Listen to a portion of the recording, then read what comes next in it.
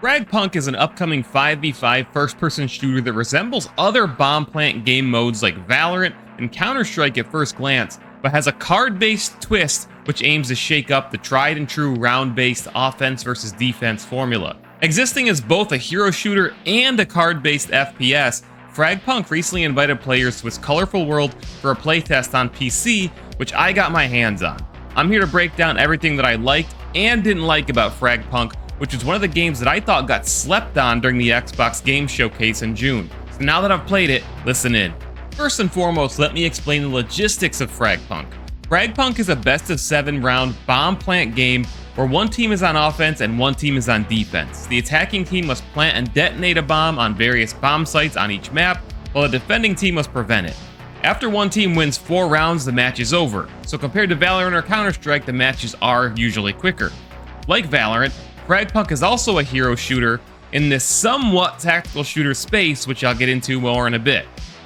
But not only does FragPunk change up the search and destroy format with its hero characters and abilities, it also has a card-based element which makes every round and match unique.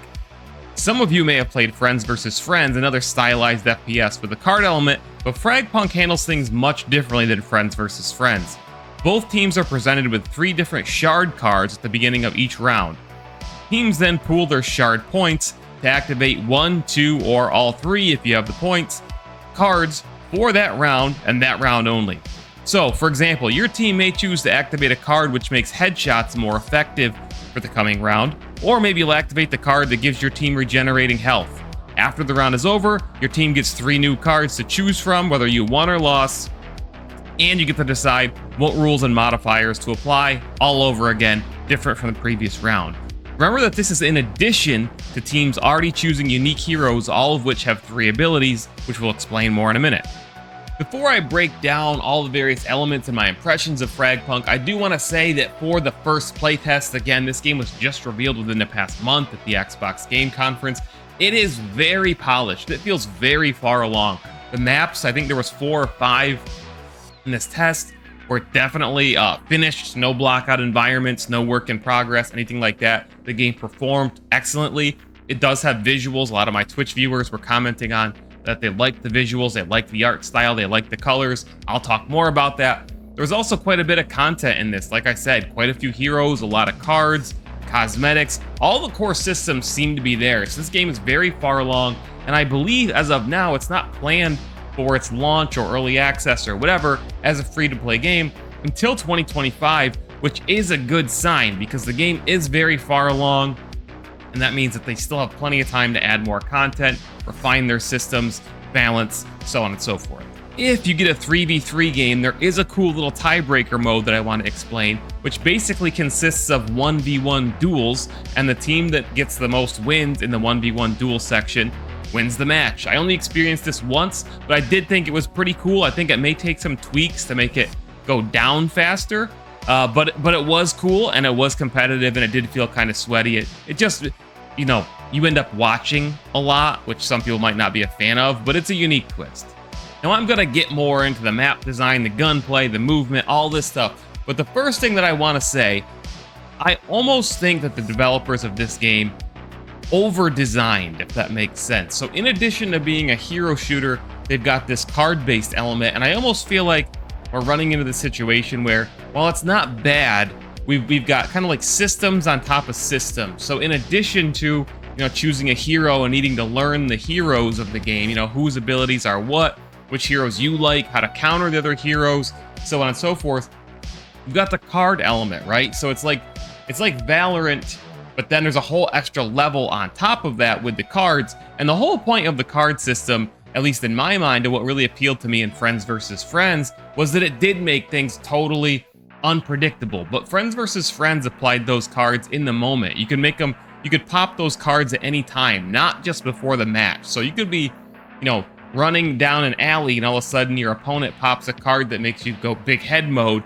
and just snipes you in the head out of the blue, right? Like it's very unpredictable in the moment reaction. This is different because you're choosing your cards before the match starts. And I have to say, I personally did not feel like the cards, which is really the main differentiator for this game, for FragPunk, I didn't feel like they were making a huge difference. And I think this is one of those situations where the effectiveness of this design or this element of the game depends on how the players utilize it, right? And I didn't see a lot of players utilizing the actual cards, because at the end of the day, most people play shooters. They're looking at their enemies and they're shooting at their enemies, right? Like that is how most players function. And that's why some people prefer classic games like Counter-Strike over a Valorant, because they don't want to learn heroes and all their abilities and counters. Some people really enjoy that. Others want to rely just on gun skill, and that's something that transfers from game to game. But I personally think that if FragPunk is going to succeed, it needs to like double or triple down on this card element and make the cards wilder. Like make it so like when a certain card is in effect, you really notice, and it makes you stop and think how you play the round. You know, for example, there was a card I saw multiple times where if you shoot your teammates, you heal them, right? Like that should be like a big deal. But players, I didn't really see anybody doing it. I didn't see anybody like smart enough or quick enough or changing their play style, you know, to turn around and shoot their own teammate to heal them up. And can you blame the devs for that? Not really, but I kind of think that FragPunk needs to go in the direction of friends versus friends and just implement absolutely wild cards that do make a huge difference. You know, just doing stuff like, you know, increasing headshot damage or whatever is not enough. Go crazy. I think that's the key for this game, to make it a truly unique experience. I did find a couple of heroes that I liked. I didn't get to play them all. I do think that the balance of these heroes is something that definitely needs to be looked at, because right now, there was a hero that, for example, got a rocket launcher. None of the abilities were like ultimate abilities that you needed to earn or something like that. The one character got a rocket launcher with like, I think it was 2 shots every single round. So think of like, you know, Raze from Valorant, except you got your ult every single round. One character got a sniper rifle that could one-shot anybody in the game with 5 shots every single round. And you pair that stuff, these abilities, which are seem to be, a lot of them at least, very strong.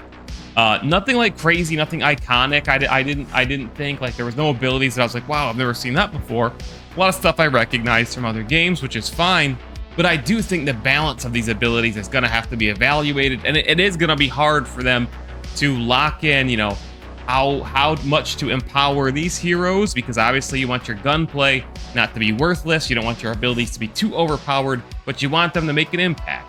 And I think that's what something that Valorant does insanely well, especially for a tactical shooter where the time to kill is so fast, where 1 shot or 2 shots to the head can kill you in a moment's notice. But the abilities in Valorant still feel very, very impactful.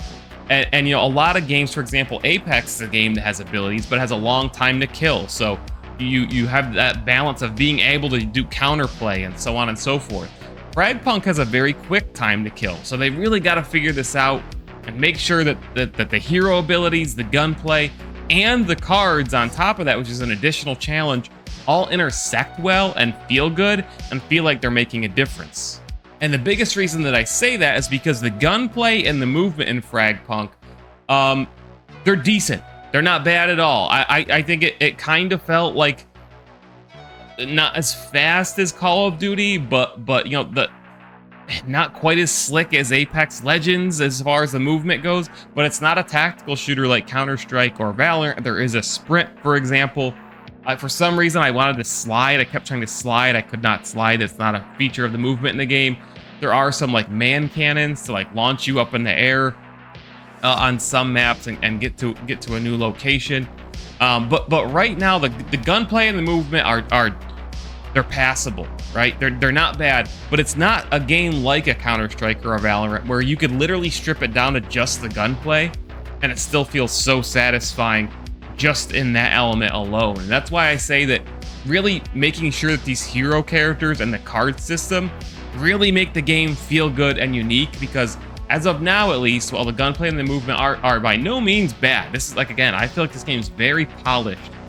It's in this weird place where it's not like slow enough to be a true tactical shooter, but it's not fast enough to be like an Apex or something like that, right? It is a search and destroy mode where you only have 1 life per round, so you want to play around that life and not die but it's kind of occupying this weird middle ground, and I'm not sure how I feel about that in the long run, how that's going to grab players. You know, at the end of the day, it is a first-person shooter, and that gunplay and movement is going to be essential, but I do feel like it needs to be carried by that card element. All the maps that I played did feel pretty decent. They all have unique color palettes. Again, this game, graphically, I think looked very good. I did think this game was kind of going to look more stylized than it actually does. It kind of looks like a slightly more colorful, smooth Apex to me. It wasn't as stylized as I expected by the art and the color palette. And I didn't want to say that I thought it was going to be like cell shaded, but it doesn't quite look the way I expected. That's not a bad thing. It looks great. It performs great. A lot of people in my chat watching me stream the game said they liked the way the game looked. It's not a problem. The maps looked good. Again, they all had unique visual designs. And the coolest thing about the maps, I felt, as I learned them more and more, they all seem to have a little bit of depth to them, which I did like. There's doors you can open and close, so on and so forth. So when you're defending a certain site, you can open or close certain pathways. There were some zip lines to go up or down. Sound seemed pretty good. You could tell if somebody was above you or below you. But something that was really cool about these maps is, and I don't know exactly what triggered this, if it was like a final round scenario or once you've just played enough rounds, you get this visual variation of the map. So you're playing on the map, played a few rounds, and now all of a sudden this like volcanic effect happens, and it just happens. You don't gotta sit through a cutscene or anything. It's just that the next round, all of a sudden, like the skybox has changed to red. There's a little bit of like fire or like lava, like smoke coming from certain areas in a way that's not distracting or disruptive to gameplay. It just looks cool. I thought that was a nice touch. It kind of reminded me of how the finals has all those weather effects and variation. I would love to see more games do that, because it's almost like playing on a different map without having to design and block out and build an entirely different map. So kudos to the devs on this one for pulling that off. I do like it. Would love to see more of that. I also want to explain the economy of FragPunk, because it's way different than a Counter-Strike or a Valorant, even though it's kind of occupying a similar space. You get a limited number of uses for each gun. There is no money system in this, no currency system, you know, where you earn money for kills or something like that. There's no economy in that regard. All players get access to the same number of uses for a weapon. And this reminded me a little bit of Due Process, where you had like an inventory of guns and you can't just like crutch the same gun every round. Most guns you could only use like twice, but there were cards that you could activate to make all weapons, you know, free. So even if you would use your two, you know, you'd use the AK twice or whatever, you couldn't use it anymore, your team could activate a card to kind of like refresh your inventory for that round. So you could go back to that AK or whatever if you want. And again, this is what scares me a little bit about the hero abilities and the balance. Like, you know, there's a sniper rifle, which in most, you know, games like this, a sniper rifle is very strong, can one shot to the head or upper body, so on and so forth. But again, there's a hero that just gets a sniper rifle with 5 shots, or there's a hero that gets a rocket launcher every single round. And again, that's what kind of scares me. Like, they got to make sure that the gunplay and the hero abilities and the card stuff all stays relevant. Nothing becomes irrelevant or too overpowered. I think that's going to be a very tough task. But the economy, it was interesting because you can't just play the same gun, the same style every round. And I did like that. And you know, economies also kind of do that, because if you're playing bad, you can't just keep buying the Vandal or whatever. You know, you kind of got to be careful, save up, and change your play style. But this really forces it and makes you rethink, like, okay, you know, I've already used my what's basically an M4 twice. Do I want to now pick a sniper rifle and try to play over here instead, or an SMG and play a closer angle? It's just a different take on the economy, and I'm just throwing it out there that it is slightly different, and it did make me think about the way I was playing. So all in all, I think there's a lot about FragPunk to both be impressed by and look at and think that it has potential, because it does. Again, it's very polished. It looks great. It runs great. I think, again, there's already a lot of content here, a lot of good ideas, and a lot of potential here in FragPunk. And if they can manage to nail all of them and really make certain elements of this game stand out, I think it could attract players. I think in the current moment, it's got the right look, it's got the right feel, I think some of these core systems need some reworking and some rethinking. Again, I think the gunplay needs to feel a bit better, and your game in a lot of ways when you're an FPS is going to be carried by that gunplay. And there's so many ideas merging here, which is what makes this game exciting. But the execution of those ideas is really going to be so important about whether this game can both, I think it can attract players. If they can manage to balance all the ideas and make it feel satisfactory, then it can retain players. So if you played FragPunk, let me know what you thought of it. We don't know when the next test is going to be, if there's going to be one. Again, it's planned for free-to-play release in 2025, but I'm very surprised, like I said, at how far along this game is. It just got announced, and I'm curious to see how many more times they test this, what updates they make, and then when it actually releases, because we know it is at least coming to PC and Xbox. So keep an eye on it. It's certainly one to watch.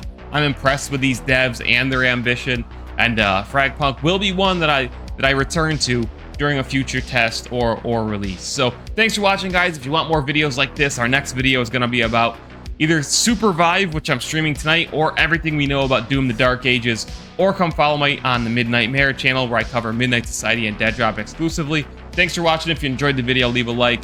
Don't forget to sub. We'll see you in the next one. Mayor Reynolds out.